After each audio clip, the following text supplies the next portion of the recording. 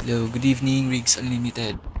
So, share ko lang yung yung software na sinasabi ko dati. Gagawin natin.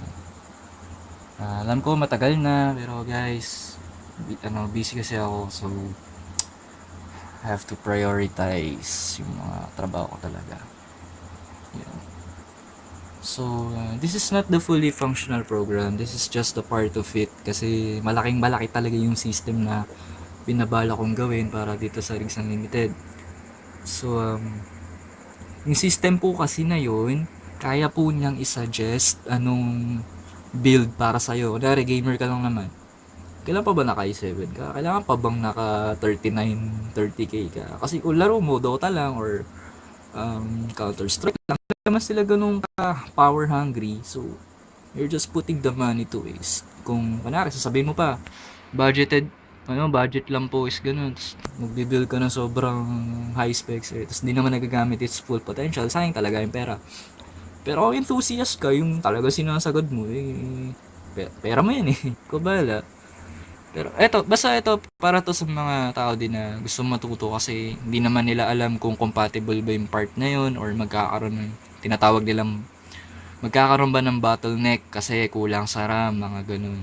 Tapos incompatibility naman kasi hindi pares na sakit, hindi siya para sa isa't isa, yung mga ganun. So, PC Builder's application is a small program I've created written in C language para sa pagbibuild ng PC. So, wala pang price to. Gagawin ko pa yon do sa yung mismong application na. Kaso, inaaral ko kasi, kunyari, isang tao nag-approach siya, sabi niya, ay, mga tol, naglalaro akong ganito. Pero at the same time, nag-Adobe ako, Photoshop, and After Illustrator lang. Di ako nag-After Effects. So, obviously, hindi naman niya kailangan ng i7 kasi sobrang, well, kung gusto niya sagarin ha. Pero, kasi nagamit ko na yung 2400 na i5 eh. Malakas siya eh. So, parang overkill. Kuha niyo yung point. Parang galon. So, syempre magtatanong yan, ano ba yung kailangan kong proc? So, debate. Ano yung kailangan kong RAM? Ganun. Tapos syempre, magko-config nga yun si brother. So, gagamit lang siya app. So, ma-estimate din niya kung magkano yung aabutin niyang price. Yun yung sa mismong system talaga. So, doon sa system, piliin niya. Are you a gamer? Are you a programmer? Lalabas doon. Basta yun. Basta malaki kasi siya eh. So, dito muna tayo sa yung mga crucial parts. Siyempre, pag-build na ng PC. So, yun yung mga gagawin yan. Build ng PC, review parts. So, titignan mo yung part, titignan mo yung CPU, titignan mo yung motherboard, anong sa nitong model na to, nandiyan lahat. As add parts, dadagdag ka ng parts. Kasi sa C language, may mahirap ang databasing eh. So, naglagay muna ako ng 5 CPU, 3 motherboard, 3 klase ng hard disk. Yun. Edit, nagkamali ka ng lagay, edit pwede. Delete, tatanggalin mo na. Kunwari, mga IDE pa yung nakalagay dito, yung ganun. Di naman madalas pinapansin, tanggalin mo na. About, sino yung mga gumawa. Yan. So, yan, ginawa ko yan. Display data population. Ito yung mga preset kung yung mga nakalagay. Ngayon nga, sabi ko, 3 lang sa motherboard, 5 sa RAM, 5 sa video card. Ganun. So, let's try. Review part. So, this section will help you inspect a particular PC part. Kunwari, CPU. 2. Kunwari, AMD FX 8350. Processor, yun yung processor. Socket niya AM3+. Default FREC niya 4 GHz. Yung 21 gig na yan, nabasa ko lang yan sa website nila. So, it will still vary. Open source naman, open forum naman yung program. So, kung may gusto kayo itama sa maling nagawa pag nag-release na ng first beta ng program, sabihin nyo lang. Basta, nakuha ko lang yan sa mga websites niya. Yung yung TDP eh.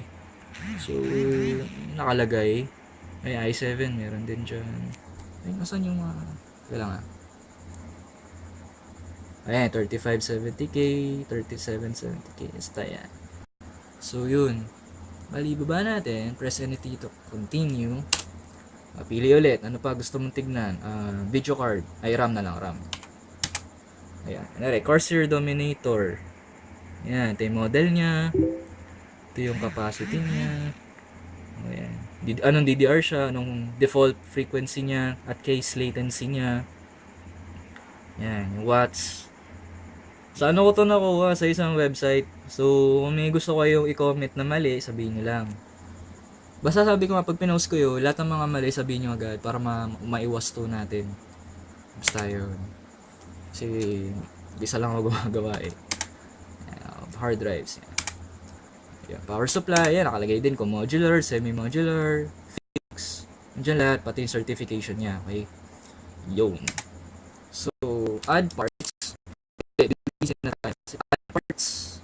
Add parts. Kasi yun na mabilis. So, CPU. Ay, shit. Teka lang, mali. Teka lang, mali ah. Delete tayo, delete. CPU. Yes. Ayun, mali sa dulo. Yay. Wala na siya. Bale, dagdag tayo ng CPU. Manufacturer. Intel series i7 4930K socket LG A2011 default ay naku, hindi ko alam. Let's say 3.8 yan. Max mem 64 130 thermal design power. Okay, back. Review CPU. Diyan na siya sa list. So, pwede na siya madagdag sa mga configure. Okay, mag-configure na tayo. Magmamali ako para makita niyo na nasasabihin niya talaga mali. So, let's build a PC. This section will help you build a PC and tell the incompatible parts. Press any key to continue. Select your motherboard. Siyempre, si mommy board muna. So, ito, isang IDE board. AMD board. Tapos, Intel na 1155. Piliin natin sa 1155. Ayan. CPU. Piliin natin ginawa natin, yung LG 2011. Mali yan ha. RAM, wait, Corsair Vengeance na. Video card, yung huli. HDD, maglagay tayo ng IDE. ODD, IDE ulit. Power supply, FSP Hexa 500. Yan. 500 watts lang. Okay, ayan na, lalabas na siya. Bali po, dito papakita sa atin ano po yung mga nilagay mong pyesa. Ayan yung mga pinili natin. So, total power required 376.5, total power supply 500. So, pasok siya. Feeling ko ewan ko lang kung may mali kasi mabilisan din kasi ito ginawa kasi 2 days pasahan na. So, ginawa ko ito in 2 days. Yun. Ayan mali. Ang motherboard ko, Intel na 1155, tapos nilagyan ko ng 2011. Hindi pwede. Ito, Western Digital Cover Blue. ID kasi yung pinili ko na Western Digital kanina.